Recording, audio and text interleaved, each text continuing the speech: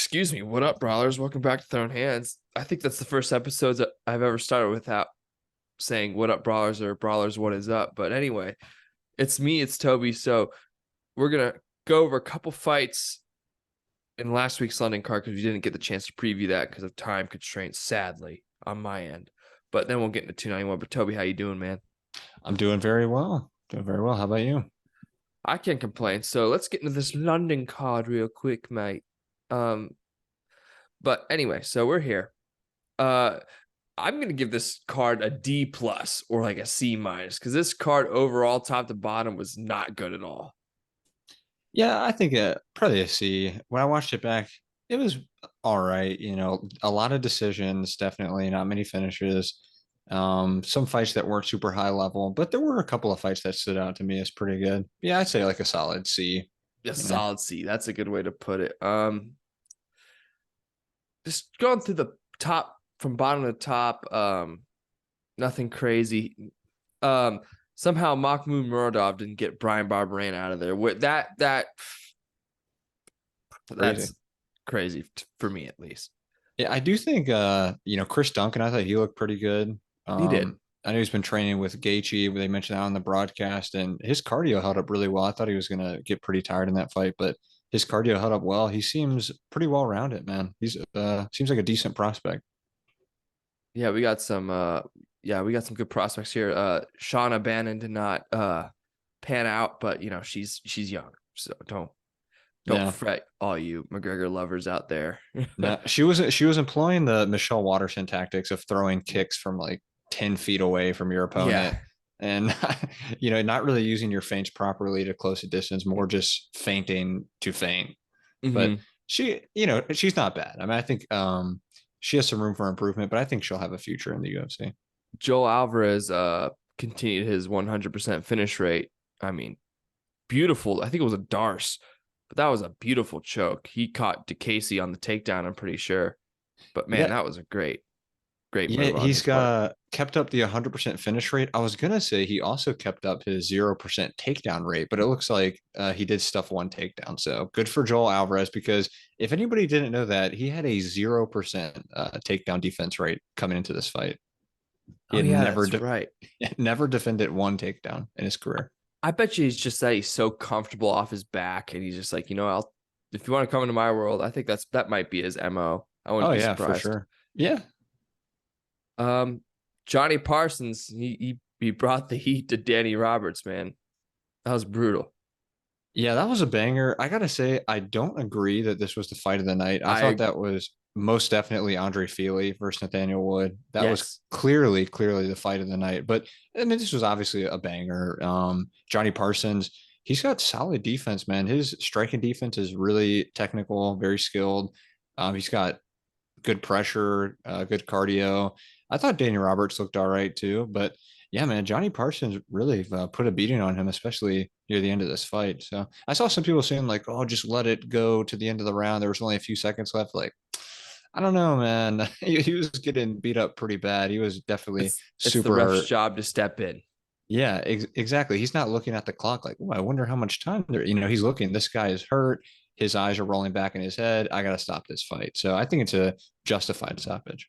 Speaking of refs, that Mark Goddard video I sent you, like Yeah. oh no, it's not. Look at the replay. And Mark was like, I don't have to look at the replay. I was right here.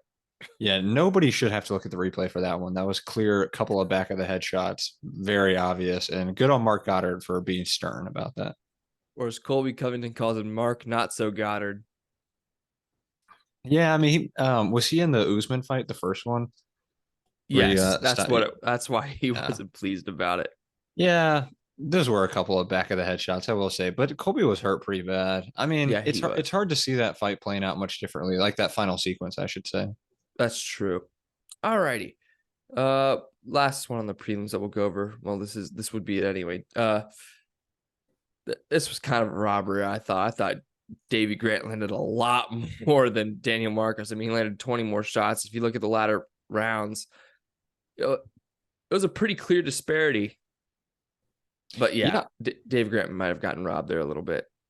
Yeah, I thought it was quite clear, even without the stats. I saw them flash them up, and it just confirmed what I had been watching. I thought Davy Grant won pretty clearly, 2-1, maybe even maybe not 3-0, but definitely 2-1. And I saw when they were announcing the decision, and it was a split, and one of them said for Davy Grant, Daniel Marcos and his team were like, "What?" It's like, dude, what are you talking about? Yeah, Like, what are what are you you? watching? I mean, that was clearly, I thought, a Davy Grant win, but not overly impressed by either guys in this performance. I agree. I agree. The Lerone, I thought the Coolabal Murphy fight was going to be a lot better than it was. Jai Herbert versus Siam, not great. But let's get to Paul Krieg. Paul Krieg. Um, the dude looked great. He looked drawn out. I thought he looked super drawn out when he walked in the cage. I was like, oh man, this guy might get slaughtered. But Paul Craig took it to Andre Muniz, man, and he looked phenomenal. Yeah, he didn't look the greatest physically coming into that fight. It's a big cut probably for him, but man, his striking not too bad, I gotta say, and that's a lot for Paul Craig. His striking is usually abysmal, so for me to say it's mediocre, I think is very good for Paul Craig. His striking was decent, and then I like that he really pursued that ground and pound TKO as opposed to just trying to get a submission. Like I don't know, doing some stupid stuff and rolling to his back a lot. But when he saw that he had him hurt, he just pounced on him for the finish. And yeah, I thought this was a really solid performance by Paul Craig. I think he can make some headway in this division due to the lack of grapplers. He looked phenomenal. Yeah, it was a good fight for him. I think he deserves, top 10, 11, like 10, 11 guy next. He wants Bo Nickel, so Well, that's a tough fight, but hey, you know what? Yeah, I wouldn't mind it. I wouldn't mind anything. I wouldn't mind that either, honestly. All right. Um, yeah, this was fight of the night. Absolutely. Nathaniel Wood versus Yeah, Andre Feely. yeah, like come on. This was great. You could argue Feely won a couple of these rounds based on his groundwork, but I thought Nathaniel Wood came out on top. Nathaniel Woods, it's so interesting. He's so small, but he had a rough time cutting down to 35. But Mhm. he pulled it off coming up to 45, and he looks really good here. Yeah, I think he's had a really solid run at 45 so far. He beat a couple of really tough guys, very skilled fighters who are right around, top 15, top 20 range. Feely, Charles Jourdain. He's looking great right now. Nathaniel Wood is. I thought he won the fight as well. It was close, but I think Feely just didn't quite do enough in that third round to pull out the victory. But man, I mean, for him to drop Wood, kind of like a flash knockdown right in the first, 30 seconds of the fight, and then Wood hurt him really bad. Then in the second, man, I thought Wood was out of there, dude. Like when he got clipped with that left hook and I thought Feely, he was too. he was just landing some huge knees. I mean, he grabbed that collar tie and just bang, bang, knee after knee. I thought Wood was done. And for him to not only come back, but reverse the position and take Feely's back with like 30 seconds later was incredible. I mean, this fight was easily the fight of the night. There were so many momentum switches. It was incredible. Super high level, too. Both these guys are very high level fighters. I think Andre Feely is honestly one of the most high level fighters to not be a top 15, top 10 guy. He's so talented in every area of the game. He just never has been able to quite put it together and make a run in the UFC. But Perfectly put. his strength of schedule is phenomenal. I mean, you look at Yeah, the guy. really. He's fun. Molly McCann lost to a can. Yeah.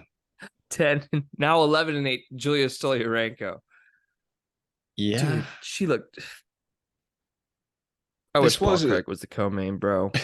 Yeah, I wish Wood or Feely or Craig or I mean any of those guys could have been co-main over at Molly McCann. And I know that they're trying to push her. It was very clear. Like when you give a fighter someone who is 1-5 in the UFC to face off against, you're pretty clearly trying to push them. Have a little rebound fight after a couple of losses. And yeah, I mean, she just looked terrible. Honestly, I will give props to Stolyarenko. I thought she actually looked all right. Her She striking looks was pretty good. her striking was decent. I was kind of ragging on her at first, but then I watched it back and I was like, she's using the little push kick, like that front kick to the body looked pretty good. She was landing a nice jab. Her distance strikes looked pretty good. And then she got her on the ground and she did what she does best, which is the armbar. So thought she looked decent. But yeah, Molly McCann, not the greatest. Molly McCann's looking to go down to strawweight. Yeah, we'll see. I mean, That's a division full of shredders, man. yeah, I think she'd be better to stay at flyweight. I agree. But what are we gonna do with this dude, man? Tom Aspinall. Once he found that range, it was over with. Over with. I mean, Taburo didn't look like he was supposed to be there. No, and honestly, he probably shouldn't have been there. Tabora, they keep saying like, oh, well, he had won 7 out of his last 8 coming into this fight. It's like, yeah, but you're facing guys like Blagoy Ivanov and Alexander Romanov, and yeah, like Romanov could be good, but we've seen him and how he looks in his past couple fights. So It's an effort thing. yeah, it's like I'm not sure that Tabora really did deserve to be in the spot. I think it was the same thing like with Molly McCann. They were kind of giving a layup to Tom Aspinall just to get him back in. He had a horrible knee injury, tore a bunch of ligaments and muscles in his knees. So I don't mind that at all. And he did what he was supposed to do. He came in there and he finished the job in like a minute. So there's nothing really you can say. I mean, this guy's legit. I've known that he's been legit for a long time. And if there's anybody who can credibly threaten John Jones for the heavyweight belt, I think it would be Tom Aspinall. And that's not me saying, everybody says like, well, everybody says that about, the newest contender. I'm not saying he beats John Jones. I'm just saying if anybody would have the best chance, I do believe it would be Tom Aspinall, just because he's much more well-rounded than a guy like Sergey Pavlovich or a guy like Jalton Almeida. I think he's got, the full package, but Yeah. I think it'd be a great fight. I want to see it. Yeah, but the problem with Aspinall is that he sticks his chin out there. So it's like He does. I could see John Jones capitalizing, especially with the reach. But man, I want to see that fight. But the John Jones is going to retire after Stipe, I think. So Most likely. and John Jones has nothing else to prove, guys. I hate people online are like, oh, John Jones is second. What else does he have to prove? Nothing. Stop it. Yeah. If anybody thinks that John Jones would duck any human being alive, then you are delusional, But yeah, Aspinall does keep his chin out there. That is probably his biggest issue. He's so aggressive with his finishing that he does stick his chin out there. And after the fight was over, they said they were like, well, we've just confirmed that Tabora did not land any significant strikes in this fight. I was like, what are you talking about? He clipped him twice. Like there was one shot, a really good counter shot that Tabora landed actually that like turned Aspinall's head and made him stop in his tracks. I'm like, if that's not a significant strike, I'm not really sure. Aspinall landed 4 significant strikes. Yeah. And that's not this. Go ahead. If you look at, I'm just like, keep going. I'm looking at Aspinall's record. I was just gonna say, like, and then that's not to say that Aspinall didn't dominate this fight. He did dominate this fight. I just think it was weird. I'm like, how did the commentary team get those numbers? Like, oh, Tabora didn't land any strikes. I mean, he definitely did land some big strikes, like 2 of them, but regardless, Aspinall destroyed him. So only one of Aspinall's fights in the UFC has made it out of the second round. I made it out of the first round, rather. That was Andrei Arlovsky. Andrei Arlovsky, baby. One of the toughest men in the UFC still to this day. Yeah. Yeah. So if you look at strikers, like I think Cyril Gane would present him with a lot of challenges. Yeah. On the feet. Yep. On the ground, no. No. But if Aspinall wants to swang and bang with Cyril Gane, I'd question that. But shout out Tom Aspinall, man. Love the guy. Yeah, no, I think that's the fight to make, though. Yeah, a winner of Spivak and Gane, and that's the plan. He wants. I'm going to Paris, and I want to fight the winner of that, and then I'll fight John Jones. I'm like, all right, man, that's a good plan. I love the plan. John Jones is going to retire though, so I'm sorry, but you'll get to fight for the vacant belt against Pavlovich. No, yeah. I mean, it's perfect, man. I hope Cyril Gane does win. I hope he faces Gane. I mean, he already beat Sergey Spivak, so and I know Spivak has been on a good run since then, and he's picked up a couple of good wins, but I mean, I would much rather see him face Cyril Gane. It's a tough fight for Gane, that Spivak. That's a tough matchup for him. Especially on the ground. That's a tough one, man. Absolutely. It is. And we'll get to that in early September, guys. Just wait. But dude, look at the ears on Poirier and Gaethje, man. That is That's nuts. I never realized that their cauliflower was that bad. Good Lord.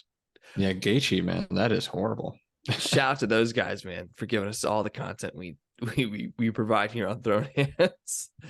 We're just gonna take so Semelsberger versus Udos Medic on the early prelims. That's a great fight. That has banger written all over it, especially with Semelsberger. He's great.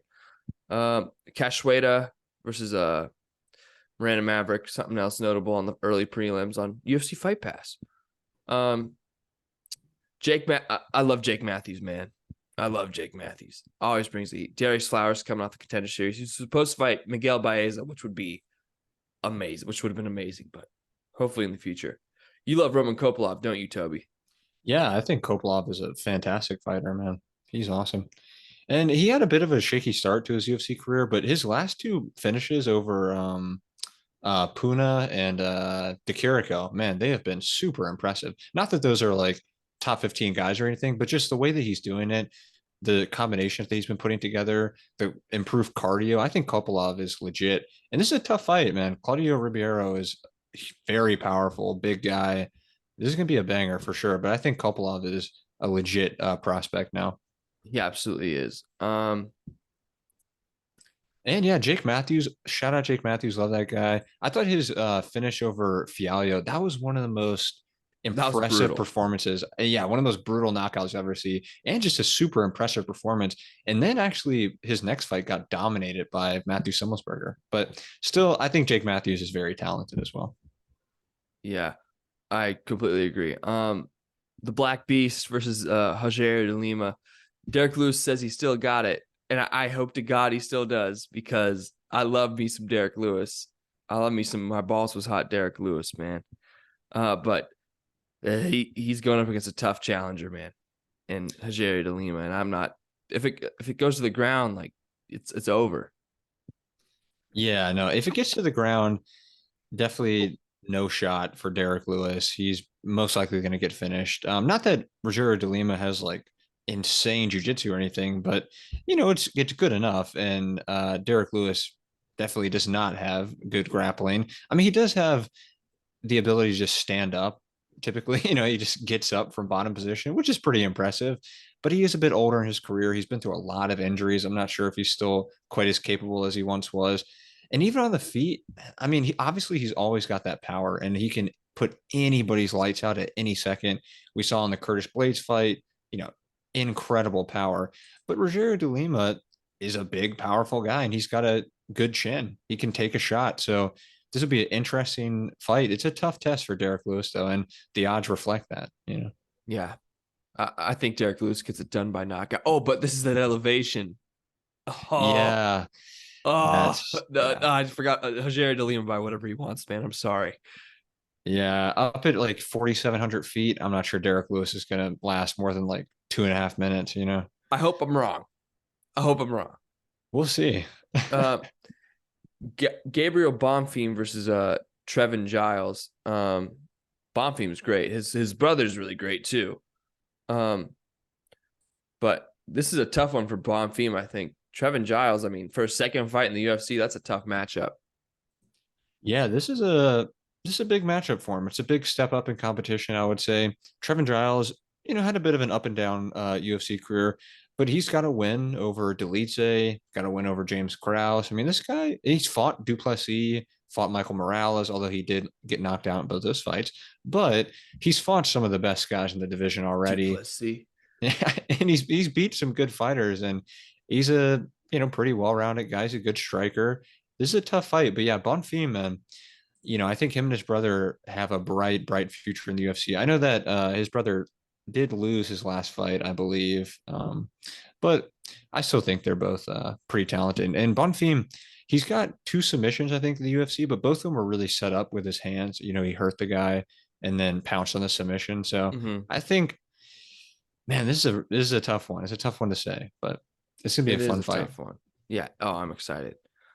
To the main card, Chiesa coming back after almost 2 years, coming off a loss against Sean Brady. I looked at Chiesa's record. He's only lost to killers. Oh yeah. Let me look real quick. It's Kevin Lee, Vicente Luque, Sean Brady. Um, who else did he lose to? And Anthony Pettis, pretty much in the UFC, like, and Joe Lozon. So he's only and Jorge. I didn't know he lost to Masvidal by submission. Jeez, but yeah, he's only lost to the best of the best, pretty much. And Kevin Holland, he brings it every time. Um, this is a tough test for Chiesa, man. And for Kevin Holland too. Don't get me wrong, but I think Kevin Holland's just gonna be too quick on the feet for Chiesa. But when it hits the ground, it'll be interesting because Kevin Holland's really good on the ground as well. Yeah, this is a super interesting matchup. Chiesa, like you mentioned, has fought nothing but killers in his UFC career. I mean, his strength of schedule is pretty ridiculous. And yeah, he's had his ups and downs, he's had his moments, but he's a very solid, good fighter. I definitely agree. He's going to face a lot of problems on the feet against Kevin Holland. Holland's going to be much quicker, much more dynamic, much more diverse in his striking as well, and just a much longer guy as well. Even though the height difference isn't huge, the reach, Kevin Holland's got a much longer reach than Michael Chiesa. And at welterweight, I mean, he beat Cowboy Oliveira, beat Tim Means, finished them both, looked really good. The Chimaev fight, he was like 10 pounds lighter than Hamzat and took it on like a day's notice. I don't really count that. The Stephen Thompson fight, obviously, we all know how good Stephen Thompson is. And then he bounced back right after that against Ponzi. So yeah, I think Kevin Holland's looked great at welterweight so far. I think this is his division where he's going to shine. Um, and yeah, like you mentioned too, he's been training with Travis Luter for years at this point, has phenomenal BJJ. He just doesn't really show it off that much. So if Chiesa thinks he can just take him down and control him and it'll be easy, he's going to be in some trouble down there. Not trouble, but he's going to face a lot more problems than some people might imagine if he takes Kevin Holland down. Yeah, because I think Kevin Holland, when it comes to the ground game, like he's going to be able to block Chiesa's transitions a lot, and he's not going to let Chiesa work. That's the thing, because Chiesa likes to put you down and get to work, and it's not like, and Kevin Holland's just not going to let that happen. So, interesting fight. I think Kevin Holland take this by knockout. What do you think? Yeah, I would agree. Either by knockout or even maybe by submission. I think he could pull off a guillotine, standing guillotine, or some type of long, like a Darce, some type of choke like that, maybe. Ooh, a little late here, guys. But Tony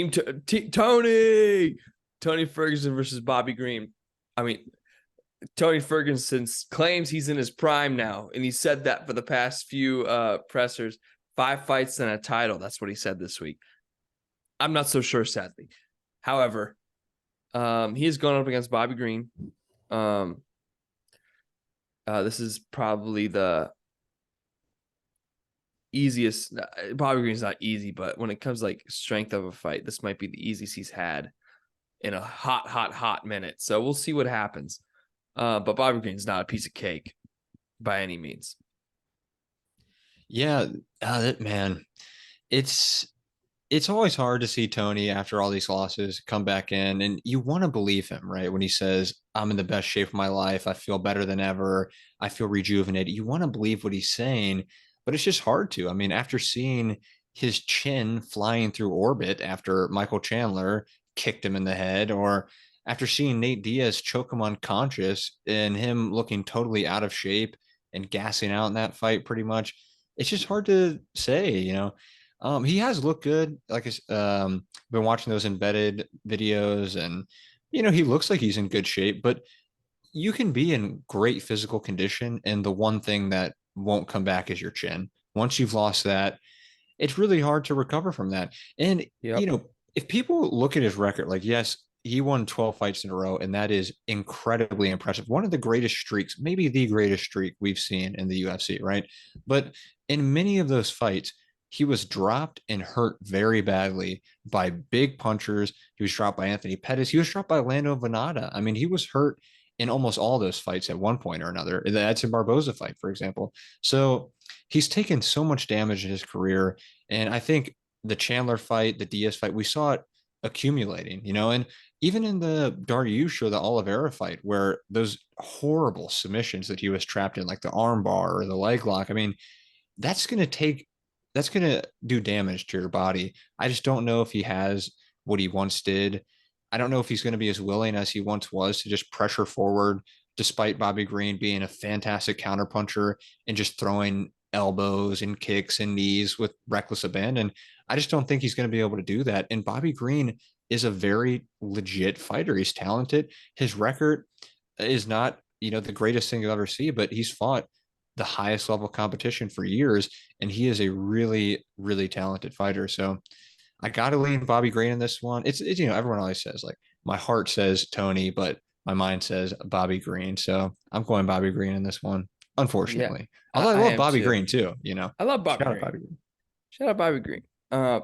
I feel the same way. It's like I want Tony Ferguson to get a sub. I want him to get a finish. But I think Bobby Green's just going to take this by decision. But if Tony gets to the ground, I'll be interested to see what happens. Yeah. Because I think if Tony gets to the ground, he can get to work. It's that's an interesting prospect there. Yeah, I mean, I hope he gets it to the ground because after the Fiziev fight, I was like, okay, Bobby Green is a legit striker. Like that's, I mean, I knew he was really good, but after the Fiziev fight, I was like, man, this guy can hang with the best of them on the feet. So I think Tony needs to get this fight to the ground. Completely agree with that. All righty. Wonder Boy versus Michel Pereira. Um, I here's my idea how this one goes. Michel Pereira, fun as hell to watch. Always brings it, always says the crazy stuff. But Stephen Thompson's just too precise to just not knock him out with some crazy. If Michel Pereira throws some 720 spinning back fist or whatnot. But that's how I see it going, honestly. I think Stephen Thompson's just going to counter him really well. And I think he's just going to get the knockout because I think Michel Pereira is going to project. He's very creative, but he does project a lot sometimes. So that's how I see it going. What do you think? Yeah, I think this fight will end up looking similar to maybe the Vicente Luque fight for Stephen Thompson, where he's kind of picking him apart from the outside, but there are moments in that fight where Luque clipped him pretty bad. I don't know if he ever dropped him in that fight, but he definitely rocked him here and there, and he was landing some big shots. I could see Michel Pereira. I mean, of course, they have different styles, but I could see him landing a very unorthodox shot on Stephen Thompson, maybe hurting him with like a huge knee or a spinning elbow, some type of weird strike that maybe Thompson, who fights very clean, maybe he won't see coming, maybe he just can't get out of the way of. But I think overall, he's going to dominate most of the exchanges that they have. I think you're definitely right. I think that Pereira can be pretty predictable. He definitely makes bad decisions. I mean, that's one thing that has plagued his career. He has made some pretty terrible decisions in fights, and some of them have cost him. Like specifically the Diego Sanchez fight. So I think if he makes a severe mistake, that Thompson is too precise, like you said, way too precise to not capitalize on that. And this is a guy who's been in the fight game forever, and he does not mess around. Yeah, Stephen Thompson's a super nice guy. He'll help you back up off the mat, but he does not mess around in that octagon. So I think Stephen Thompson gets this done and probably by finish. Yeah. I'm excited for this one. Jan Blachowicz versus Alex Pereira. Jan Blachowicz coming off a draw against Magomed Ankalaev. And then Alex Pereira, 3 months removed. Well, 3.5 removed from being knocked out by Adesanya.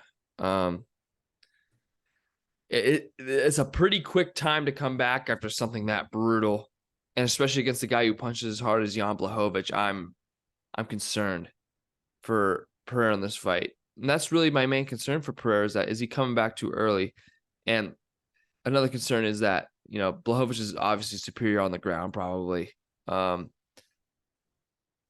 I don't know. It's a really interesting stylistic matchup because if Blachowicz can't take him down, no one's going to stand and bang with Alex Pereira. Maybe Yuri Prohaska. I could see him standing, swinging, and banging with him. But I don't know. This is an interesting fight. And this will probably be a title eliminator. So we'll find out who faces Yuri for the undisputed belt after this one, probably.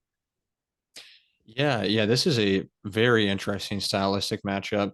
I think that Jan, yeah, I don't think he can go toe to toe with Pereira on the feet. I think he'll be able to handle himself a bit. I think he'll be able to land some shots here and there. I think his defense is pretty good. Striking defense is good. So I think he'll be able to avoid some of the bigger shots that Pereira is throwing. But if you get even a little bit too aggressive and you throw a wayward shot, he can counter you in a split second and put your lights out. Even at light heavyweight, even though Blachowicz is a big guy, he's got a great chin.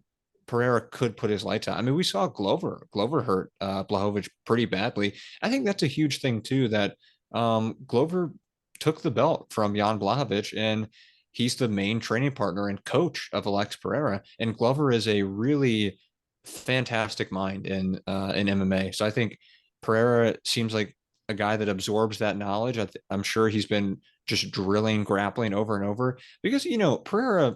It's not like he needs to train his striking. I mean, yeah, I'm sure he does go in the gym and he hits the pads here and there, but we all know how good he is in the feet, and that's something that's ingrained in his DNA, basically. So I think I'm sure, and not even I think I'm sure he's been working on that grappling with Glover. And I think it's going to come down to who's worked the hardest in the area that they have the deficiency. Not that Blachowicz is a bad striker, but he's at a deficit when it comes to this fight. So I think Pereira might take it, man. I mean, this is such a tough fight to call. It's super, super close. Could go either way, but I would ever so slightly lean Pereira. I think he's probably, oh man, I don't know. I don't know. It's a fun one. It's a We'll see fun what one. happens. I think Blachowicz subs him in like the second round. It's a Um, possibility. and I just need to see Blachowicz versus Prohaska. I need to see it. I need that fight to happen in Eastern Europe. It'll be awesome. That would be a very fun matchup. Yeah. Legendary Polish power. And he went to the rodeo this weekend. Come on. Yeah, I've seen him all over. You know, going to like the rodeo, wearing the cowboy hat, the cowboy boots. He's really embracing that Western lifestyle. So He's good like, for him. I'm now finally a cowboy. Yeah. Also, you can't hate Jan Blachowicz. Come on, guys. No, super nice guy. All right. I have been looking forward to this for so long. Dustin Poirier versus Justin Gaethje. Dustin Poirier winning their last matchup. Oh man, I think here's how I see it going. If Justin Gaethje is going to try and out technical Dustin Poirier, he's gonna be in for a long night. This is I'm so intrigued by this. I don't even know where to start with this because it's going to be a bloodbath. I think these guys aren't going to come out the same after this fight, and this is why they're putting the BMF title on the line for this fight because they're both BMFs, man. But wait, does Justin Gaethje have like a Bad Boy Motors tattoo under his left? Yeah, he does. I just realized that's what it was. Yeah. Jeez, man. That's crazy. But this fireworks. I'm speechless. I don't know what else to say. Yeah, this is one of those rare fights where the skill and technique is matched by the tenacity and the toughness of these guys. I mean, there are some fights where it's two very high level fighters and it turns out to be a very technical, I wouldn't say boring, but just kind of slow paced matchup.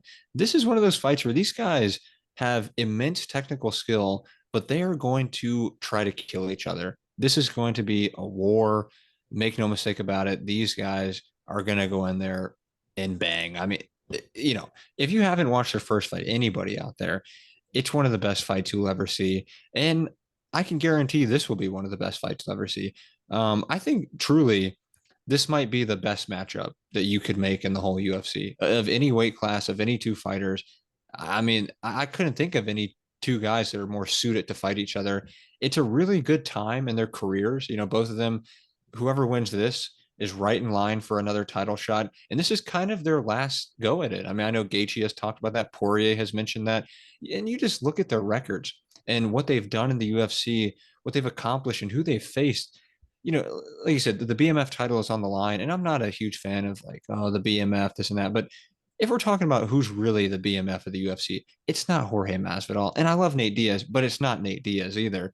It's one of these two guys for sure. I mean, you just look at their records between Chandler, Oliveira, Poirier's fight with Dan Hooker, with Max, with the fights with Eddie, with Pettis, Gaethje, every single fight these guys are in is a fight of the year contender. So, people can, like, I know people have said there's no such thing as a guaranteed banger.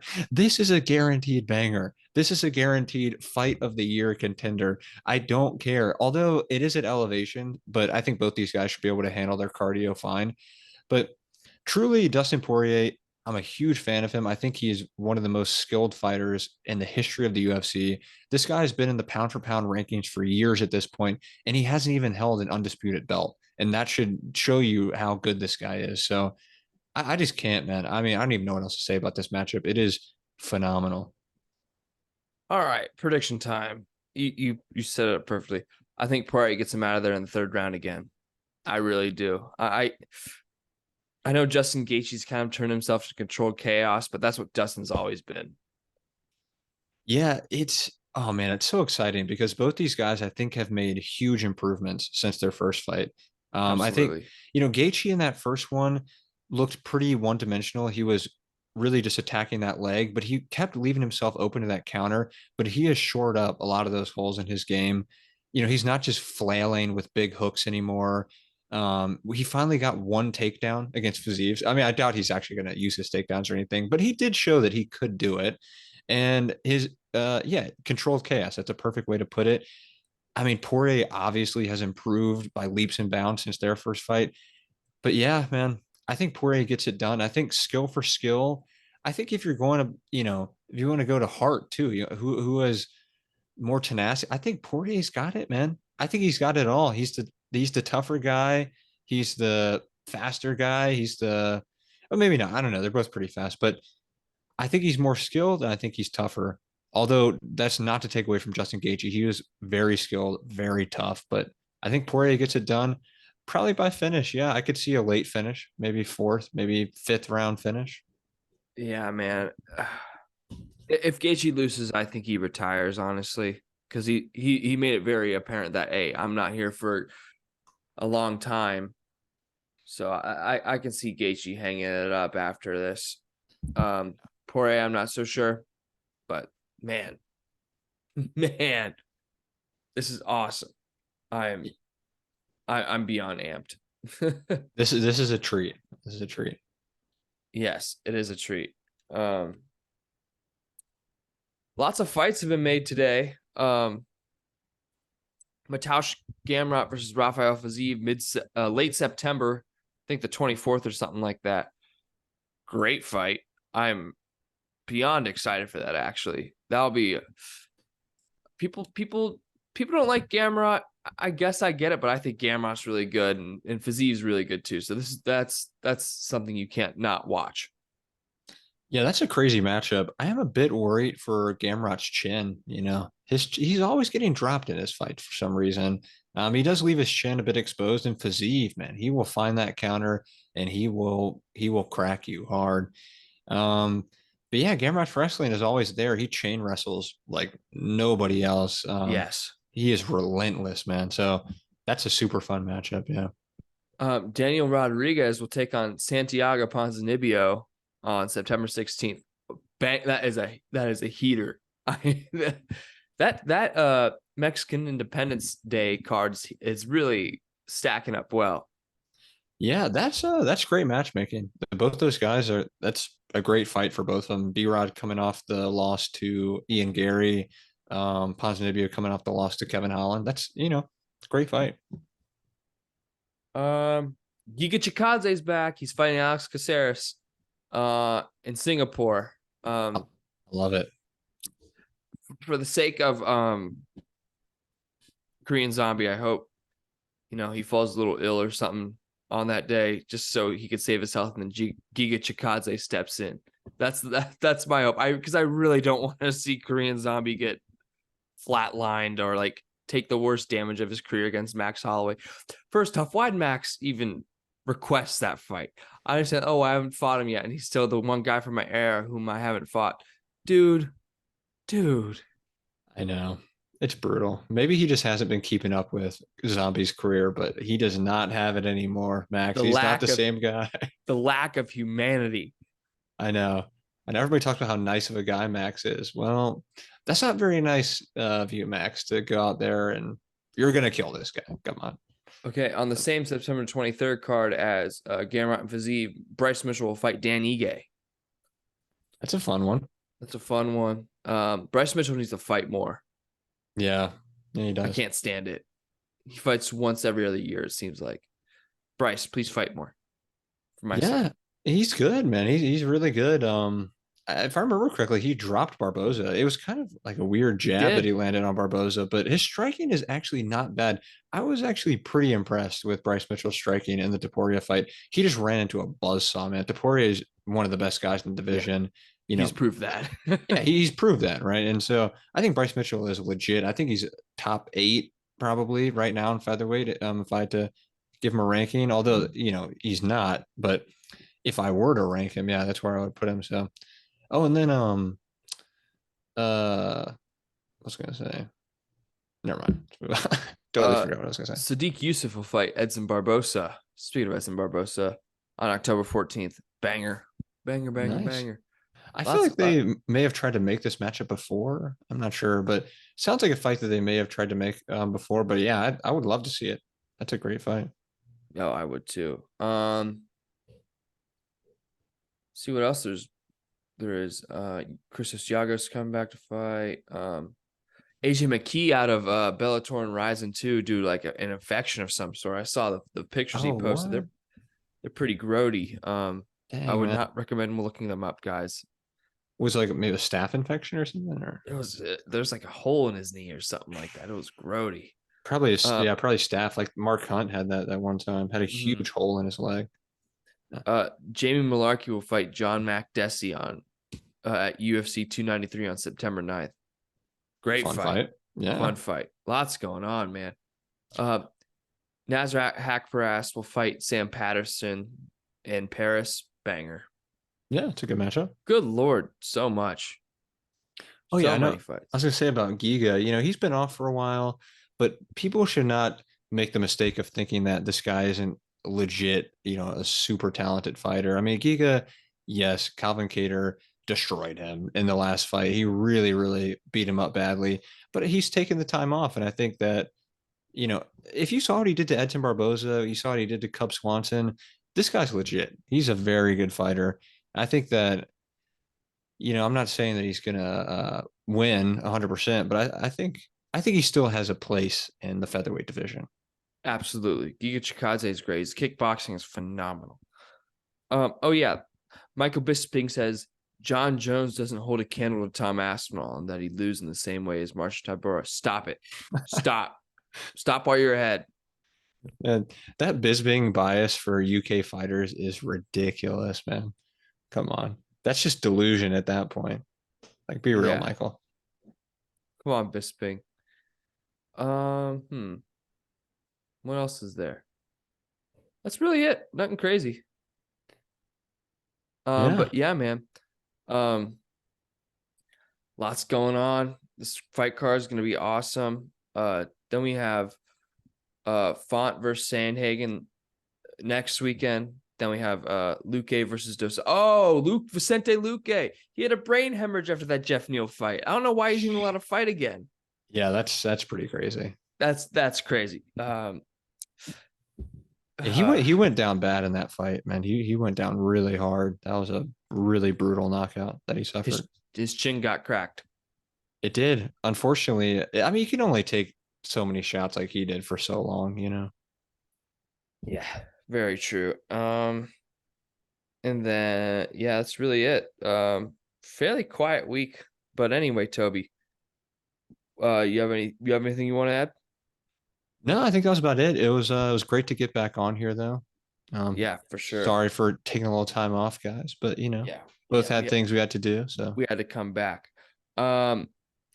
Toby, I think we should do an MMA judges tier list. let's do it. Let's do it. I already know who's an S tier for me, but we'll see. we'll get to the tier list. But anyway, that'll do it for this episode of Third Hands. you can catch us reviewing this card probably Monday or Tuesday. So we'll see you guys later. Peace out. Peace.